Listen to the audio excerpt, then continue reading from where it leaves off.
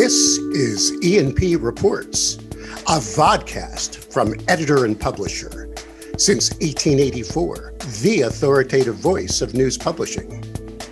And this episode sponsored by IQ Audience Plus by Town News. Consumer revenue has never been more important. Digital leaders at media organizations worldwide understand the need to accelerate its growth now. Plus, traditional one-size-fits-all paywalls aren't the answer. They're blunt instruments that treat all visitors the same way. IQ Audience Plus is a smart, dynamic metering solution that empowers media companies to maximize revenue by identifying key audiences, seeding engagement, and growing membership and subscriptions. Supercharge your consumer revenue, grow engagement, and bolster your advertising income now with IQ Audience Plus. Visit townnews.com EP today to learn more. And hello once again. I'm Mike Blinder, publisher of E&P Magazine.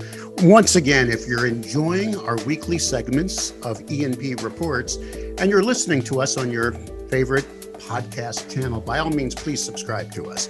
If you're watching us on YouTube, bottom of the screen, hit the subscribe button, smash the bell to the right. You'll get an alert each and every time we update and post a new segment. I'm going to take you out to one of the most beautiful places in the world, West Texas. But we're going to a town called Marfa. It's near Big Bend Monument. It's a gorgeous place. I've actually been there many years ago. But what happens to a local newspaper when it's taken over by a New York advertising executive who moved out there with his wife, who's an award-winning photojournalist? The answer is innovation. That's right. The Big Bend Sentinel is now owned by Max Kabat and his wife, Maisie Crow. They've only had it for a number of years, but they believe in local journalism, and they've managed to find revenue by actually opening a bar in the newspaper. It's actually a coffee shop, a bar, a gathering place, an event center, and it's working. And it's creating the necessary dollars they need to continue the mission of the Sentinel in serving the city of Marfa. Yeah, you're going to love this interview. Stick around for the next 30 minutes as I go one-on-one with the owner and publisher of the Big Bend Sentinel, Mr. Max Kabat. Max, where do I find you at this exact moment? Where are you right now? I'm in Marfa, Texas, where my wife and I live. And Marfa is in far west Texas, about 60 miles north of the Mexico and U.S. border, and about 180 miles southeast of El Paso. Yeah, you're about halfway between Albuquerque and San Antonio. Am I right? Because I've been there. Yeah, sure, exactly. Yeah, if you look on a map, the bottom of the Rockies, it's not considered the Rockies, but the Rockies actually go all the way in through Mexico. We're at the bottom of that range. So we're about 0.9 of a mile high in some grasslands between two mountain ranges. When my roommate in college and I finally graduated GW in some kind of a stupor, we hopped into a car with a couple sleeping bags and tents and circled the United States. And one of the places we spent a couple nights was Big Bend, which is a national park near you. So I know the area, and it's pretty desolate and remote. And then I went through your background, sir, because I have to do some research before one of these, or I'd be an idiot. And you lived in Manhattan, right? I mean, you were running a very successful an agency called Good Dog Agency, right? New York based. Yeah. And now you're living out there. So my question is, what were you drinking when you decided to buy a newspaper in West Texas? No, I'm sorry. But tell me the story, please. Yeah, it's a fun story. It's a good story. So I'm a native New Yorker. I was born in Manhattan. I grew up just north of the city, up the Hudson River a little ways, and went to college in Pennsylvania. Spent my adult years after college in New York City.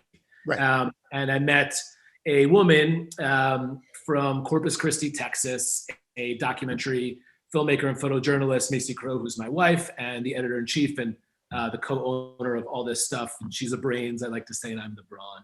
And so we met each other. We were living in Brooklyn at the time and wanted to get out of the city. We were traveling around for work as a brand strategy, growth strategy consultant, flying around the country, her doing journalistic projects. And we kept coming back to the Belly Beast and said we wanted out. I suggested, why not head up to the Hudson Valley And she said, I'm from Texas. I'm going to take you to the mountains of Texas. I said, silly, there are no mountains in Texas. And she took me to Marfa. And so she has some family that's ranches cattle and has been coming out here since she's a kid, and took me out here, and it just spoke to us in a different way. We wanted to be a part of a community. We wanted to be sort of in the middle of nowhere, knowing that our lives revolved around being in cities.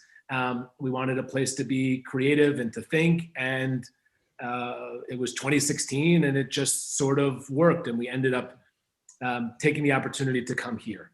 So this is Marfa, Texas. Marfa, you Texas. And your wife, Maisie, right? Am I saying that correctly? Live Maisie, there. Maisie, yeah. You still are a principal in the ad agency. The agency still thrives. Is that correct? Yeah. Sir? Yes, correct. It's not an agency. So it was part of it was a carve out that my boss, who was a partner at the agency of Lisa, we bought the division and decided to do it ourselves. We wanted to sort of exist with low overhead, and instead of what happens in an agency is you sort of build it and the A's sell the work, the B's, C's, and D's do it, and then the A's apologize for what the B's, C's, and D's do, and you're sort of like doing the work double. We wanted to say like, hey, we just want to do the work. We want to live in it, and you're buying our product, you're buying our brains. And so that was sort of also, we asked ourselves, what was enough? Enough was having enough business to make ourselves happy and having a fulfilling life, her spending more time with her family, me marrying a woman and doing wacky stuff and moving to the middle of nowhere. But I checked your wife out too. I mean, I hope you don't think I'm stalking you. Very successful career as a photojournalist and documentary. You are most probably, I don't want to ask your age because that's insulting, but I'm in my 60s, so I assume you're half my age or less. You're a millennial. You look that group, especially since you live in Brooklyn's full of millennials. So what made you and possessed you to get into the newspaper industry? Sure. Where the entire world keeps saying this thing, newspapers, and you and your wife owned the Big Bend Sentinel, and that was what, 2019. So 3 years after living there. Had you already formed a relationship with the guys at the paper? What was going on? Yeah, so Robert and Rosario, we got to know them. They are both from the area, the Big Bend region. Rosario from Presidio, which is the port town with Ojinaga, where we also own a paper called the Presidio International. And then Robert from Alpine, which is a town to the east of us, which is like the biggest town in the Big Bend region. Big Bend region also is a landmass larger than the state of Maryland square mileage wise. Right. But has 18,000 permanent residents. So, I was about to say with no population, but go ahead. There is no population, correct. But it's beauty. It's beauty as far as your eyes can see. Desert, mountains, sometimes it rains and it's beautiful, and sometimes it hails and it's not so beautiful. Okay. So we got to know Robert and Rosario, and they said, we've been doing this for 30 years and we want to retire. You're a marketing person, you're a journalist, and I think you would be perfect to take this over. And this happened after having them over for dinner and them sort of talking about how they raised a family in the midst of continuing a tradition that started in 1926 with the Big Bend Sentinel, and raised 3 kids and just like made a life of it. And we were, just recently married. We're almost 40. My wife's 39. I'm 38. And so we were sort of thinking about like, what is it like to make a family, and how do we live out here, and how do we sort of like establish more roots? We really like it out here, but we want to do like less traveling. And Maisie, she makes films that take years. Her last film called At the Ready, that's about a school system outside of El Paso and sort of the challenges, the both sides of a story of being first generation Mexican American and the best job opportunity being going into law enforcement, Border Patrol, ICE, all that kind of stuff. Of course, so yeah. It took a year and a half of filming. And so we were like, well, how do we have roots here? And how does Maisie continue her career? Because it's prolific and she does really fantastic work and she's the talent. And so we said, yeah, I think we'll take a look at this newspaper. I think we said yes, because for a couple of reasons. We said yes because we did the work, and I think the work as a journalist is you go straight down the rabbit hole and you start digging around. And as a strategist, you go back to the beginning and sort of like, how did you get here? And what we realized was that, the newspaper had been around for almost 100 years, and the newspaper business has been around for longer than that, but it hasn't really evolved. There hasn't been much of an evolution. Going digital was the evolution last 20 years ago, and I would say part of that was sort of like the death of local journalism. It contributed to these news deserts. No one has really been able to sort of like evolve the business model like other businesses do. Blue chip companies, GE, IBM, Xerox, these companies are around for millennia, but at the same time, they've evolved their business models. GE doesn't make the same light bulb that they made in the beginning. They make a gazillion different other things. They've taken the idea of manufacturing and gone to a different realm. So I guess for us, we said, what does a newspaper do? What is a newspaper? A newspaper is, yes, it's the fifth estate, but it sits at the center of community. And so what else builds community? What else could we do? And so we asked ourselves that question, and that's why we said yes to buying a newspaper. All right. Now, obviously, the newspaper's mission in our amazing experiment of democracy that's only 240 years old, right, is the reason I took over E&P. It wasn't doing great when, I took over this 140-year-old brand because I believe in an industry whose mission is to bring truth to power.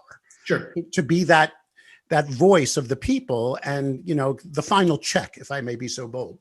You saw that in your mission, not just it was a great business in town where I could make some money. Do you have that journalistic, and I hope I'm not putting you on the spot. Sure. Do you feel that when you looked at this paper? Did you look at the community in the paper and say, I will continue that public trust, that mission? Was that part of it? Yeah, I think once again, like so Maisie has built a career. I'm sorry, my brain is going in a lot of different places. Maisie has built a career on an award-winning career on telling really complicated stories and showing you both sides. She made a film about abortion, and she made a film that won an Emmy, a news and documentary Emmy, and she's most recently made a film about immigration and border patrol and policing. And but she's a journalist. She's a journalist. So both sides think that they're really well represented. God forbid you source a story and then you present both sides of the argument. I mean, I'm saying that sarcastically, but she has an amazing background in that. And she's super talented at it. So I think that we said, okay, how do we check the box if the utility of a newspaper is to provide fact-based information that pertains to that particular audience? Check, we can do that. There you go. And then we thought about, at my business, Good Dog works predominantly with brands that are using business as a means of some kind of social environmental change. We're a B Corp, a benefit corp, which considers people, planet, and profits, not just making money. We've worked with B Corp. Most of our clients are B Corps or brands that would consider themselves sort of values-driven, values-aligned. So it's sort of a weird, like you can't make it up. It just sort of like came together and we said, okay, cool. We're not a newspaper. We're a cause with a business. We need other revenue streams. There wasn't enough revenue. Like I looked at the last, when we purchased the paper, I looked at 8+ years of, top line and bottom line and all, and everything in between P&Ls. And we talked to them and we were like, there's not enough money in here to invest more money into journalism because I'm not a journalist and I'm not going to do any of it.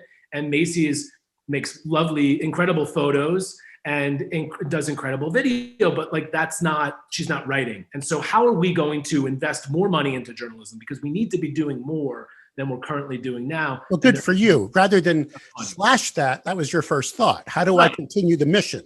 Yes. Rather than, just run a bunch of wire stuff or whatever. So how did you solve it? How many journalists do you have? I mean, before we get into the cool stuff you're doing to make money, that's the reason there's a lot of reasons I want to talk to you. Sure. So tell me the current environment now. How many people work there and who's creating your content and how are you doing it? So we have 2 full-time reporters. Excellent. And we have a slew of freelance folks that help us report on all sorts of stories. As well, we have Maisie, who's our got to be one of the best staff photographers at a local newspaper going. I bet you're shooting some good stuff, I bet. Yeah, totally. And there's some also really talented photographers out here as well that help cover stuff when Maisie can't do everything herself. And so that's our full-time staff. We have one person that spends about half the week doing layout and putting together ads. We have an office manager that also sort of bleeds into the other business. And so that's sort of our staff. We have distribution. Of your two full-time journalists, does one act as an editor? Is Maisie the editor? Are you the editor? There's Maisie yeah. I'm recording this on a certain date. It may play a few weeks later, but I'm now looking at a lead on your website that says Marfa High graduation celebrated the perseverance of Marfa seniors. How old is that story? Do you publish the internet like the magazine weekly, or are you updating news on an ongoing basis? How often are you editing? How often are you making editorial decisions? Sure. So the first question, who's the editor? Maisie's the editor-in-chief. Abby Perot, who we would have never said yes to doing this if Abby wasn't working with Maisie prior to us being asked to buy the newspaper. Abby's the managing editor and also a journalist. And so we've also gotten to a place financially where we're about to bring on in another week. There's another full-time journalist starting, and she's a bilingual reporter, and she'll be reporting mostly from the border. So that will bring us to 3 full-time journalists, which has never, not in the last 10, 20 years. I don't think there's been 3 full-time journalists. Excellent. And that's enough. That definitely is creating local content, because it's a small town, right? What is how many do you print weekly now? Our distribution is around 3,000 for the Big Bend Sentinel. It's less than 1,000 for the International. But the Big Bend Sentinel gets distributed quite widely. The person that does distribution this morning was sick. And so I did distribution, woke up at 5:30 this morning and got down and put together the papers and put the inserts and all that kind of stuff. So Thursdays are our distribution day, which is a weekly, comes out once a week. And then we put everything on the internet starting on Wednesday night. But yeah, we send a lot of papers out of the region. There's a lot to sort of tease out the business part. One of the things that we found really interesting is that Marfa has a really engaged community. The Big Bend has a really engaged community about finding out what's going on out here from each other. But there are national eyes on what's happening here, not just from Texan tastemakers, but from sort of folks all around. All right, so let me ask some key questions about content before we dive into your really out of the box cool stuff you're doing to generate revenue to support the newsroom. Do you, as I was trying to get to, if a story breaks right now, I'm not talking about death, murder, mayhem. I'm talking about you uncover something that's really cool. Is your philosophy, we're a true weekly, that gets posted Wednesday night on the website and we put it in the paper for Thursday? Or do you do a constant 24/7 type of news cycle? Do you push out an email to audience daily? Or are you truly living in a weekly world? Not that I'm in any way, shape, form, or size judging either model, but I'd like to know that. Where's your head at when it comes to news publishing? We're still in phase 1 of this. We're still learning how to be, I'm the publisher, Maisie's the editor-in-chief. Like, we're still learning how to do this. So we've sort of just accepted some things to be true and to not mess with them. We're a weekly. This is the way it's been done before us. If there's some piece of news, a high-speed chase happens, we'll use social, we'll use the website to sort of push out some things that are going on. But if there's a story, we hold it for the paper. So and we've heard this before from other small communities, and your community is okay with that. That's how they want to, that's their appetite for news when it becomes to hyper local content and you provide it on a weekly basis. Nothing wrong with that. I just wanted to get that because many people now think the paper is just an extension of a daily update. Okay. Advertising, you obviously take ads, right? Who's selling ads for you before we get into the cool stuff you're doing? I sell ads. Our office manager sells ads. You're not aggressively running around with a full-time sales rep pushing. It's just you're selling ads in the magazine. I mean, in the newspaper, and that's your goal. Yeah, selling in the newspaper and selling online. You know, our online traffic, to give you an idea of like what I sort of started to tease, was our online traffic. We could have months where we do almost 50,000 unique visitors in a month. And so Marfa has 1,800 permanent residents that live here. Alpine, the biggest town, has about 5,500. That's when the university is in session. So you could see the amount of attention that's coming from outside. So once again, like, haven't even started to really scratch the surface on how to monetize that a little bit, but there are the advertisers that are on our website are more interested in talking to the outsiders than they are necessarily to the locals. And the website is wide open, or do you have to subscribe to the newspaper to have access to your digital content? Really good question. Haven't had that chance to say, no, you don't buy our newspaper. Everybody does both. Okay, there you go. So, and that's kind of cool. Now let's get into, so now here you are, you love your town. It sounds like, and you want to raise your family there. You're hoping one of your kids will do this and continue the business. I get it. And you've made what I consider one of the most important decisions. You want to fund your newsroom. Yeah, so that's a big issue, because a lot of people are starting to realize advertising is not enough to fund a quality newsroom. You got to find it elsewhere. Yeah. So you, not being old and stodgy like the rest of the darn industry, tell us what you did, because it's amazing. Yeah. I mean, I think sometimes you need to be naive enough you need to be stupid enough to do things differently. And great. And I see that a lot with a lot of the companies that we work with are sort of founder-built, founder-led companies. So we're shepherding them through stages of their growth where they have a little bit of an understanding of who they are, what they own in the marketplace. And then they're sort of like working towards either selling to a larger conglomerate or any of that kind of stuff. By the way, not interested in selling to another conglomerate. Like, so your DNA is out of the box. Yes. It always is. You don't live in a box. So what you did was you took your building, correct me if I'm wrong, and you turned it into a bar. Do I have this straight?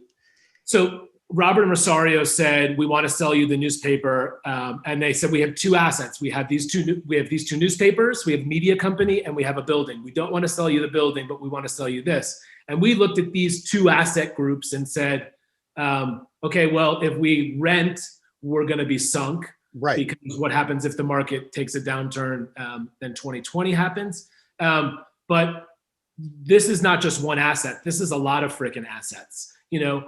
It's a 100-year-old brand. If you look into Marfa, as you obviously have, or as others that would listen to this, it's had a lot of evolutions. Giant, the film, was filmed here in the 50s, where that was James Dean's last film. Elizabeth Taylor. Everybody knows Giant, and if you don't, go watch and before that, and that's it's a fantastic film and a fantastic. And by the way, if you watch Giant, you're looking at a desert and a wasteland. It is totally. It's gorgeous, but that's why they filmed it there. But go on. So go ahead. And before that was like Cowtown. And so there's been sort of this like ups and downs, but nonetheless, in the 70s, Donald Judd, an artist, comes out here, a minimalist artist, sort of one of the fathers of this kind of stuff, comes out here and says, this is exactly what I'm looking for: space, light, sky, land, whatever, and starts making art out here, large format art. Wow. And it starts to sort of give a little bit different of a life to a town in the middle of nowhere, where the rest of towns in Texas are sort of dying at this point. And so the town was always, it had reinvented itself many different times, and we're always open to new ideas. And so Maisie and I sort of plugged into the thought of like the Marfa hustle. You can't just be one thing out here. You have to be a couple different things. But what is the thing that we own, I think, was sort of the idea that we were working with here. We have this asset that's a newspaper, but we have this incredibly old, amazing old story brand. We have archives. We have the history, 100 years of the history of far West Texas. Like, we haven't even started doing anything with that. And so all this being said, like, once again, newspapers, I feel like, have been super myopic in their view of what they are and what they can do as a business. Whereas any business that has existed for 100 years has diversified their revenue streams tenfold. Right. And so why has a newspaper not done that? Well, I am totally in sync with you, my friend, because E&P to me was more than a magazine. It was a brand. I mean, it was an entity. The magazine was just one part of it. What can you do to expand it? But you don't kill the brand. You don't change it. You modify it. You polish it up. And that's what it seems like you've done. So you took this legacy brand And let's get into it. This beautiful building, because I have pictures, and those that are watching on YouTube, most of our audience does listen on podcasts, so I feel guilty. But when we edit this, I'm going to throw some pictures, and you turn it into this incredible, gorgeous space. Thanks. Oh, it's beautiful, and people have weddings there. Am I right? Yeah. I mean, you've actually gone through local chefs and said, "The heck with it, we're hiring our own." Am I right? I mean, give it. And this has turned into a hangout where people come to gather and talk. I mean, and you're the center of a lot of that stuff going on right now. Yeah. So we sort of yes to all of those things. We sort of looked at the market and we said, there's no third space for the community to sort of all congregate and be a community and interact with each other and exchange information. What would happen if we could create that? And at the same time, whatever they do, whatever kind of business they do within that space, it helps fund the digging up of or the distribution of fact-based information. And that's sort of like an interesting relationship. And so there was a building, it's a really old, beautiful building, has an amazing story of being everything from a stable, horse stables, to a general store, to a funeral home, to a West Texas dance hall. And then it was empty for 5 years. And Maisie, once again, has really fantastic aesthetic and sees the world through rose-colored glasses. And we put more money into investing into building out this space. And so it's a bar, restaurant, coffee shop, and we have also a retail shop there. And the idea was sort of like, you buy the building or you're leasing the building? I didn't. We bought the building, and so we owner financed. You moved out of the old owner's building and you moved into this building, because I saw the transition. Yeah. By the way, is he okay? Did he get another tenant in there? Yeah. They got another tenant. I mean, it's I like this. Now you've got this thriving cafe. You're trying to run a newspaper. Maisie is trying to be an editor-in-chief plus do her production. How many times do you get a phone call saying we're out of paper cups, we're out of coffee? Has that really become a drag on your life, or is this thing running well for you and become? I mean, that's what I got to ask first. Yeah, totally. I think we're on the other side of that. Okay. We started in July 4th, 2019. By spring break of last year, March 1st, 2020, we were like starting to shuck and jive, and like it was gaining steam. And then the pandemic happened. And then everybody was like all hands on deck. You just got to like do everything.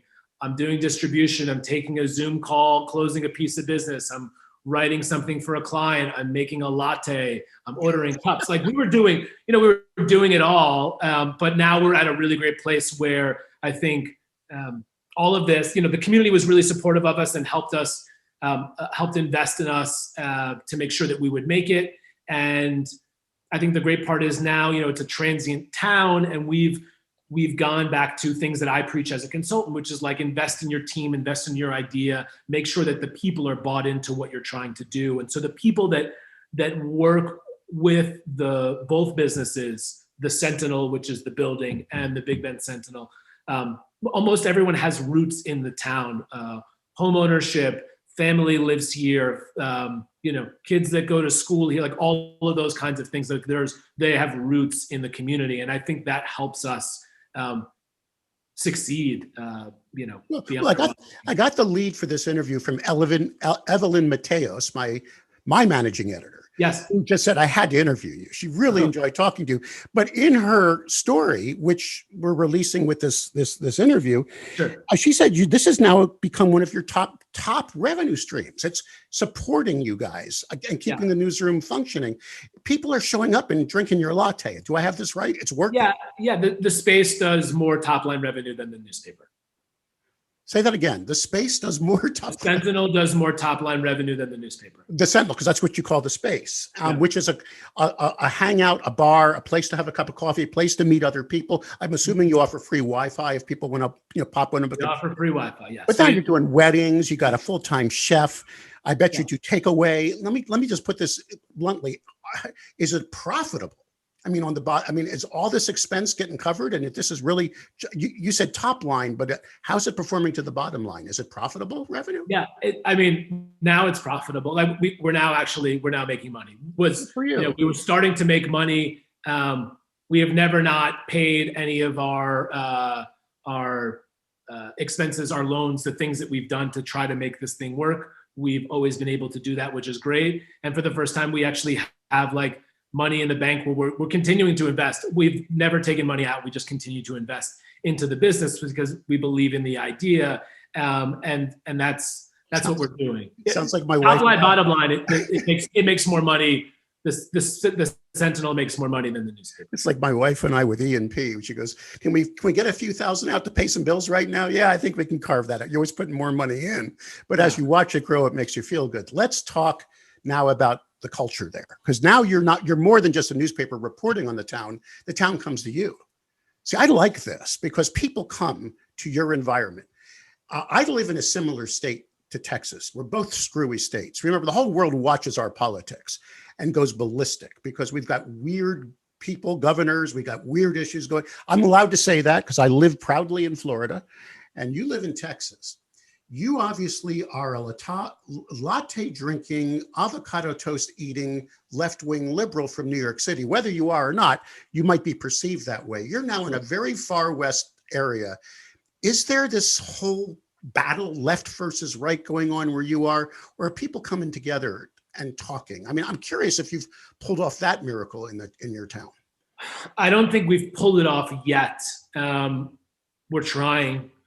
We're trying like all heck to make it work. I mean, I think, you know, that's the role in which local independent journalism thrives. I think like that's what we need more of. And we're trying our best.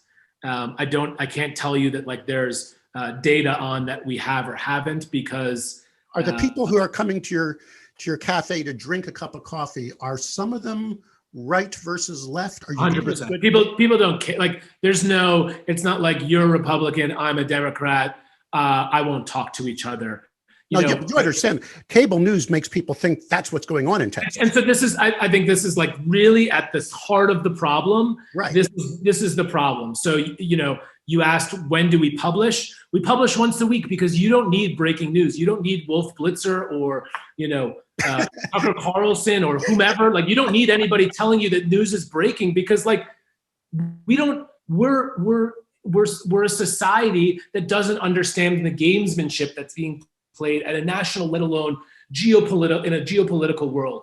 We don't need it. Really well-educated people don't need it. You don't need it 24/7.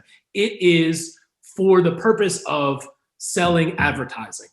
Hard stop. And that's what rolling up titles are about too. It's about selling advertising, cutting journalism, investing more money into figuring out ways how to programmatically serve people more ads and borrow stories from everybody else. That's selling advertising. That is exactly the antithesis of what we're trying to do here. Bravo. Because that's not investing money into the fact-based utility of delivering information. It's selling people a feedback loop to keep them in. And that's what digital and social media have completely succeeded in the last 20 years. So what you've created is, this is what I love, because it's more than just a top line revenue. You're basically saying, we're the local newspaper. Yeah, we're young. You can come look at me with my beard and my hair and say, maybe I'm not the gun-toting, but come have a cup of coffee with us. That to me is genius as well, because you're taking your brand, and if they can just say hello, do you see what I'm saying? Both sides, and come together in the same environment. It reminds me, remember, I'm old. One of the reasons I think we were less polarized when I was a kid, there was only 3 TV stations. And no matter which way you lean, we all watched the Ed Sullivan Show the night before. And if you want, I'll tell you who Ed Sullivan is someday, if you have no idea what I'm talking. You see what I'm saying? It's not this, and I know I'm pontificating now, damn it, but it's my interview and I can do whatever I want. But what I'm saying is, we're no longer, it's not the echo chamber environment. Right. You got an open door. Right. What's wrong with that model? And God forbid they pick up your newspaper when they're there, right? And I assume, I've only read a few pages. It doesn't look like you're leaning one way or the other. You're talking about the high school, you're talking about the community, and you're being hyper local. So congratulations. I think it's not just the revenue, it's you took the brand and put it on steroids. Does that make sense? Yes. And to get back to that point, which I said before, is like, we felt really confident given Maisie's success as a journalist. We knew we could do that part. The other stuff was the part that we didn't know that we could necessarily do, you know? And And it makes all of us really happy when you look outside and it's a nice, sunny afternoon and people are eating lunch or eating breakfast and drinking a cup of coffee or a cocktail, and you see everybody, you see people of different colors, you see people of different backgrounds, you see visitors, you see locals, you see somebody born here, you see, a ranch hand. You're just like, you see everybody. And, you can't be everything to everybody. That's like the exact opposite of what you try to do when you're a brand. When we do audience development and sort of growth strategy for Good Dog, for our clients, but at the same time, we need to be for everybody that's here. That's sort of our like core thing. It's all about this community. It might be really sad that somebody passed away or did something that in Austin, but unless it affects the Big Bend region and the people that live here, that has no effect on the way in which we do our reporting. Well, people don't need to consume. It's no longer you're the paper that has to have everything. You're a niche product. The whole world is niche product. There is no Ed Sullivan show anymore. Ed Sullivan had an 80 market share, 80%, because he had an opera singer followed by a stoned out rock and roll band, followed by a puppet. I mean, it doesn't exist anymore. You have your niche and you've figured that out. But what's next? We're getting short on time. Do you have another plan coming that we can all watch? Yeah. I know I just took a huge crap on advertising, but what I realized was sort of, the two things, the evolution is two things. One is like you're selling subscriptions to people, and that's about like community. So what else can we sell people? What other commerce can we participate in? We exist in a capitalistic society. What other commerce can we participate in that's about community? And the other thing was like, local advertisers are the lifeblood of a local newspaper, but that's not necessarily always enough for us to invest more money into journalism. And so what else could we do? And I think it was like probably April of last year, I just started really going into like phase 2 of like, what the heck else, what is scalable? Because our idea is, listen, it's a beautiful thing and it's poetry in motion and I love it. And it's incredibly hard and taxing, but fantastic for our community. You can't take what we built here and plop it in the middle of every town across America because it's capital intensive. It takes a lot of time and effort. And exactly the makeup of the thing that we have here is a second homeowner tourism-based economy. So we knew we could exploit those things or take advantage of those things. But what I realized was that like, we're sort of at like the way in which digital and social media they built themselves on the idea that they could aggregate audiences really well. And what would, you can go on Facebook, you go on social, you go on digital, you can spray programmatic, or you can go on and buy like Mike in, I don't care what state he's in, but he has these kind of media habits. He likes this, he doesn't like this. I just want to buy Mike's and I want to serve this ad to Mike's. Well, I think we've realized what the societal implications are of devaluing journalism and raising up advertising, right? I think January 6th is sort of, to me, is like a culmination of all of that kind of stuff, unfortunately. People want the truth, people want information, but the lack of local and regional voices has sort of contributed to the demise of our democracy, as you were talking about in the beginning. And so we need to save the last things that have been doing this, that have succeeded. We need to save all the Big Bend Sentinels. I'm not talking about the titles that Gannett Gatehouse has rolled up and Lee Publishing and Adams and, I'm sorry for saying names, but like, it just is what it is. Like, this is about saving independent journalism because it's not about an agenda and it's not about putting advertising first. It's about putting your community first. And so long story short is, I built an ad network. It's called Broadsheet. The first audience that I'm building of this product, which is to preserve independent thought. The idea that you can present enough impressions, enough eyeballs for national brands to look at independent journalism when there is no connection point for them currently. The first audience is what I know: second homeowner, tourism-based economy. So we have old, amazing story titles like the Martha's Vineyard Gazette, of course, and Aspen, Telluride, Jackson Hole, the Hamptons. We put all of these titles together, and that's the first audience that you'll be able to. And you've tagged those pages and built a network. You're doing a programmatic play where you can uncover those people. Correct. Yeah, this is great. So it's a very beta test. We're starting off with the idea is that I think it's sort of twofold from an advertising perspective. There's one that's like values-driven brand believes in making a difference. If you invest more money into community, we see it here firsthand. If you invest more money into community, democracy wins, people win, you have a healthier society. Brand cares about, they say they care about values. This is a value you should care about. You even say you care about this value. Put your money where your mouth is. If you make an ad that's about building community, and then you go buy every national television, blah, blah, blah, and you spray it programmatically, you know what that does? That takes 20% of the money that you spent on making that ad, and you take 80% of the money that you spent on this advertising campaign, and you give it back to the things that are making us worse, that are. All right. Now, I got to ask this question because was that a gut feel of yours? Or did you see the recent research that shows that brands today must show their